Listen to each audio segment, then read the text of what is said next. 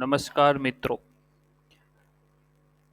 C ટોકન્સમાં આપણે next token string પહોંચ્યા છીએ. સ્ટ્રિંગ ટોકન ડાયરેક્ટ જોવો છો તો હું સજેસ્ટ કરીશ કે પ્રીવિયસના ટોકન્સના વિડીયો જરૂર જોશો. લિંક તમને અહીં આઈ બટન ઉપર જોવા મળશે. તો નેક્સ્ટ ટોકન છે આપણો સ્ટ્રિંગ ઇન સી. તો it is always represent as an array of character having null character. ચલો, આ લાઈન વાંચીને જ આપણે ક્વેશ્ચન થવો જોઈએ કે એરે એટલે શું. તો સ્ટ્રિંગને સમજતા પહેલા આપણે એરેને સમજવું ખૂબ જરૂરી છે. શું કામ? કે કેરેક્ટરનું કલેક્શન છે એ જ શું બનશે? સ્ટ્રિંગ.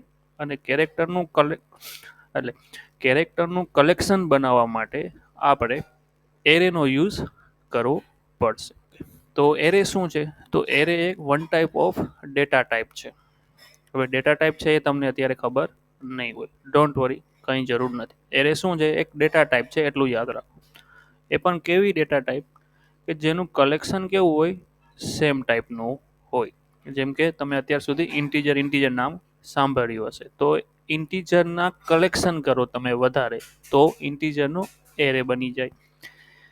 સિંગલ કેરેક્ટર છે એવી રીતે હું ઘણા બધા કેરેક્ટર લઈ લઉં તો કેરેક્ટરનો એરે બની જાય. તો જે કેરેક્ટરનો એરે બનશે એને આપણે સ્ટ્રિંગ કહેશું. તમને પ્રેક્ટિકલમાં તમને વધારે આઈડિયા આવશે.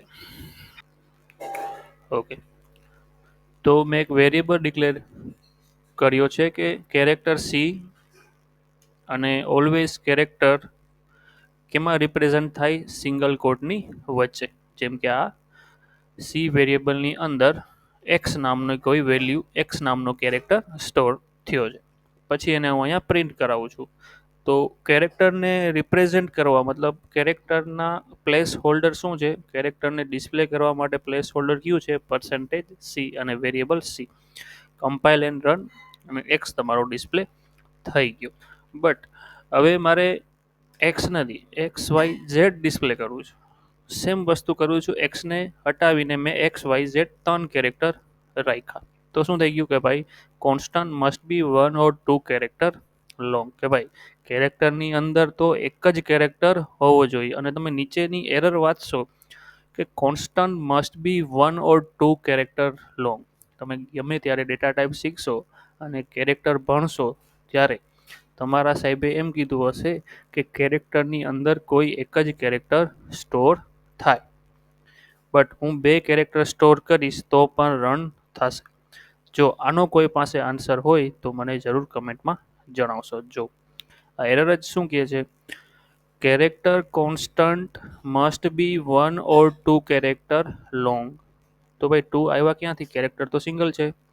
આનો કોઈ પાસે આન્સર હોય તો જરૂર મને કમેન્ટમાં કરી જણાવશો. અધરવાઇઝ આની ઉપર હું એક ડેડિકેટેડ વિડીયો પણ બનાવવાનું ટ્રાય કરીશ. હવે હું વિચારું છું જે એરર આવતી હોય એ એરર કઈ રીતે સોલ્વ થાય એના જ અલગથી વિડીયો એક બનાવીશ.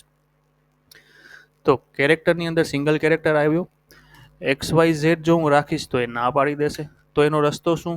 તો એક કામ કરો, તમે એને કેરેક્ટરનો એરે બનાવી લો. તો હું અહીંયા એરેની ડેફિનેશન એરેને ડિક્લેર કઈ રીતે થાય કે વેરિયેબલનું નામ હોય, વેરિયેબલ નેમ અને સાથે બોક્સ બ્રેકેટ હોય. તો વેરિયેબલનું નામ આપણી પાસે અહીંયા છે સી, એની બાજુમાં હું બોક્સ બ્રેકેટ રાખી દઉં. બટ જો કેરેક્ટર છે એ સિંગલ કોટમાં લખાય અને જ્યારે સ્ટ્રિંગ છે એ ડબલ કોટની અંદર હોવું જોઈએ. તો એ સિંગલ કોટમાં સ્ટ્રિંગ ન ચાલે. જો અત્યારે સિંગલ કોટ છે, હું રન કરીશ, ના પાડી. Character constant must be 1 or 2 and incompatible type conversion. મતલબ મારે સિંગલ કોટમાં હું નહીં લખી શકું, મારે ડબલ કોટમાં જ એક્સ વાય ઝેડ લખવા પડશે. ઓકે, તો હવે આઉટપુટમાં કંઈક અલગ જ આવ્યું. હવે એનું રીઝન એ છે કે આપણે પ્લેસ હોલ્ડરમાં પર્સન્ટેજ સી યુઝ કર્યું છે. જ્યારે સ્ટ્રિંગ હોય ત્યારે આપણે પર્સન્ટેજ એસનો યુઝ કરીએ છીએ. તો આવી ગયું એક્સ વાય ઝેડ. તો આ શું બનાવ્યું? આપણે કેરેક્ટરનો એરે બનાવ્યો અને સ્ટ્રિંગ બની ગઈ. કેરેક્ટરનો એરે બનાવો એટલે શું બની જાય? સ્ટ્રિંગ બની જાય. અને એ સ્ટ્રિંગને ડિસ્પ્લે કરવા માટે પર્સન્ટેજ એસનો યુઝ થાય છે. ત્યાં સી કામ નહીં કરે. C for character. જો સિંગલ કેરેક્ટર હોય તો તમારે સી યુઝ કરવાનું. જો મલ્ટિપલ કેરેક્ટર હોય અને કેરેક્ટરનો એરે બને છે ત્યારે શું યુઝ કરવાનો? એસ યુઝ કરવાનું. એસને યુઝ પર પર્સન્ટેજ એસનો યુઝ કરવાનો.